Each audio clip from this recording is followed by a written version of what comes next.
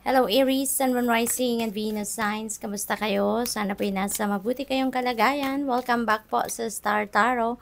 Kung bago kayo dito, welcome din kayo. Thank you sa inyong support. I truly appreciate it. God bless you all. Aries, paunang mensahe po ninyo ay third chakra, Archangel Samuel. Yung third chakra natin is the energy center, no? Na go-govern doon sa ating life force energy. Ayan. So, yung mga issues revolving this energy center ay about sa ating emotions, about sa ating mga kagustuhan, personal energy, yung mga ganon, ano. Kaya, maaari ang iba sa inyo dito is going to be feeling enthusiastic, optimistic, yung ganon, yung parang ganadong-ganado, ayun. Thank you, Spirit.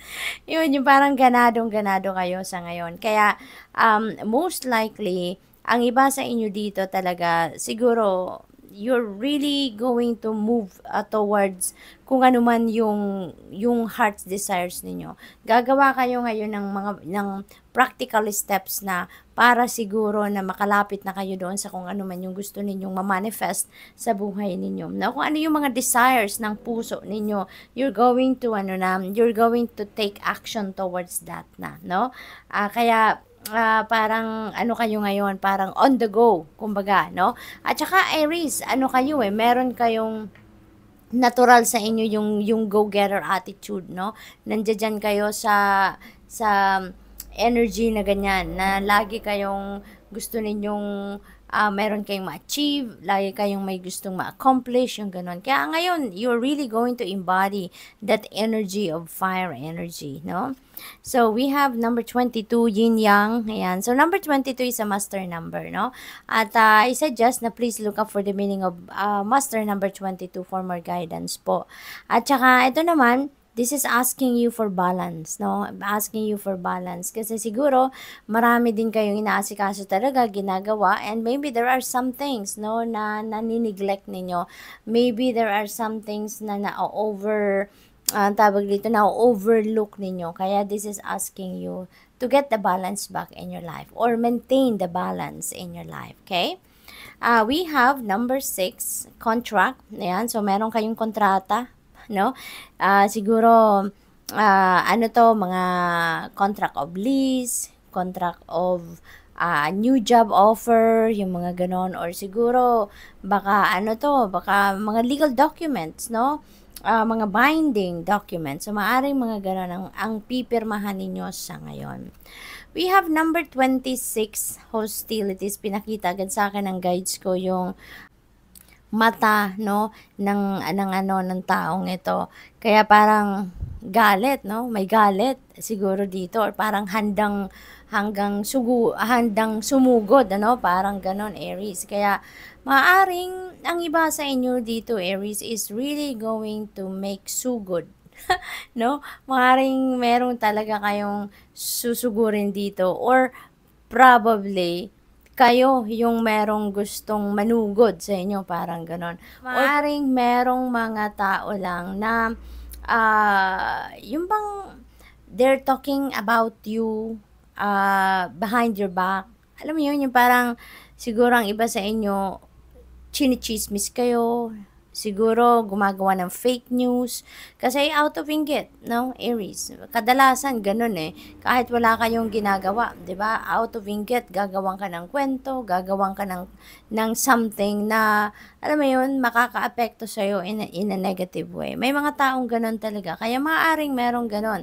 No, this could be work situation, no, Aries. Maaaring sa trabaho ito, maraming naiinggit sa inyo, or siguro meron kang katangian or meron kang achievement or accomplishments na gusto din ma-accomplish ng katrabaho mo, pero sad to say, ikaw yung nakakagawa, ikaw yung nakaka-achieve ng mga ganon, tapos sila wala, or siya wala, 'di ba? Kaya maybe ang magandang gawin na lang dito, Aries, is magano na lang kayo, tawag dito, focus na lang kayo sa inyong ginagawa, no, as much as possible. Kung hindi naman na compromise ang inyong dignity, integrity, yung safety ninyo, then just practice the art of Dedma, 'di ba? Kasi mahirap, no? Mahirap ang mga taong ganyan. Um, Mahirap pakisamahan, yung mga ganon. Kasi kahit anong magandang gawin mo sa kanila, kahit ano man yung gawin mong pabor sa kanila, still, ang inggit ay inggit, no? Yan talaga yung magbubunga ng, alam mo yun, hindi mga kanais-nais na ideya. Kaya, as much as possible, avoid those kind of people na lang, no? So, what else? And always pray for your safety and protection, okay?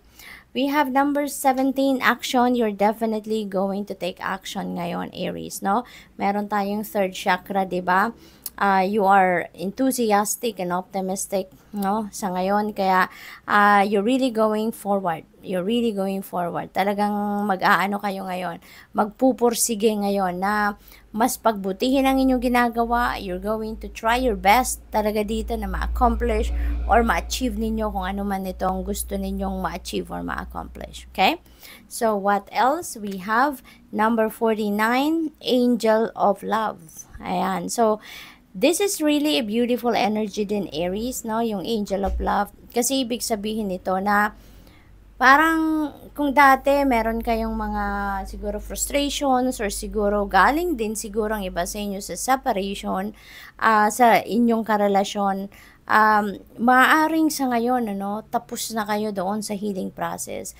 Ngayon, parang na, na tawag dito, parang nararamdaman ninyong buo na kayong muli, no? Kumbaga, kaya handa na kayong mahalin muli ang inyong sarili, handa na kayong magmahal muli ng ibang tao naman, or maybe ready na kayo mag-accept, no, ng pagmamahal ng iba. So, possible na gano'n ang ganap ng iba sa inyo dyan.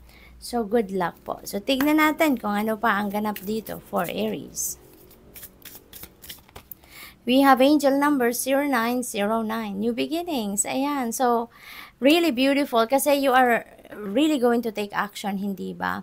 And dito din, this is for, kunyari, endeavor ninyo or kung ano pa, no, ang gagawin ninyong bagong plano. At saka siguro magsisimula din kayo dito ng bagong relationship. So definitely, there are new beginnings coming your way. Definitely, there are new beginnings na gusto mo talagang gawin sa ngayon. Ano? So there are great chances out there. Maraming opportunities ang maaring dumating sa inyo. At ngayon talagang you're going to display your courage and inner strength, no? Sasamahan mo ito ng optimism and enthusiasm. So talagang you are on the go, no? So sabi dito, look out for an opportunity that might be a game changer. You are completing something major. Meron ka din dito ma-accomplish talaga, no? It feels good to level up, close the old chapter, and new adventure will unravel. So very beautiful, very, very promising. Good luck. Thank you for watching. Love and light. Namaste.